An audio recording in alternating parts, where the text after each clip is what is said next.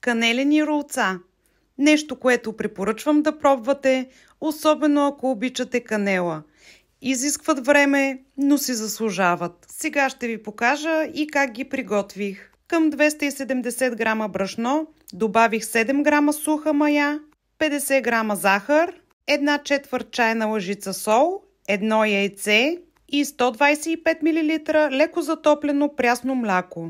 От тези продукти замесих тесто, като разбира се, до мен имах и помощник. Сигурно за това станаха толкова вкусни. Когато тестото вече се оформи на топка, към него добавих 60 грама разтопено масло. Месих още около 2-3 минути, докато тестото поеме маслото. След това го завих и го оставих да втаса, докато отвои обема си, някъде около 1 час. Докато го чаках, си приготвих пълнежа. 150 грама кафява захар, 120 грама много меко масло и 2 супени лъжици канела. Всичко това разбърках, докато не стана на каша. Когато тестото втаса, го прехвърлих на плота, без да го премесвам, директно започнах да го разточвам. Ако точилката ви лепне, намажете я с малко олио. Може за всеки случай и на плота да напръскате малко олио, за да не залепва. Разточих в правоъгълна форма и отгоре намазах с предварително подготвения пълнеж с канела. След което завих тестото на руло.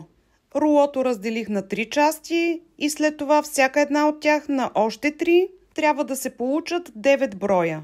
Реших да ги разрежа с шпатулата, но виждам, че на повечето места ги режат с конец, така че ако ви е по-удобно, може да пробвате да ги разрежете и с конец. Накрая отгоре леко ги притиснах, завих ги и ги оставих отново да втасат за около час, час и половина, докато напълнят тавата.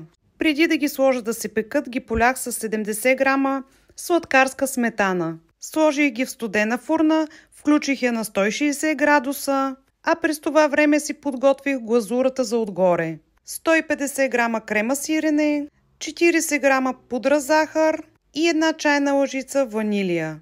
Бърка се, докато не се получи кремообразна смес. На 35-та минута бяха се зачервили отгоре, сложих хартия за печене и пекох още 10 минути с нея. Тоест, общото време за печене е 45 минути на 160 градуса, като фурната не се загрява предварително.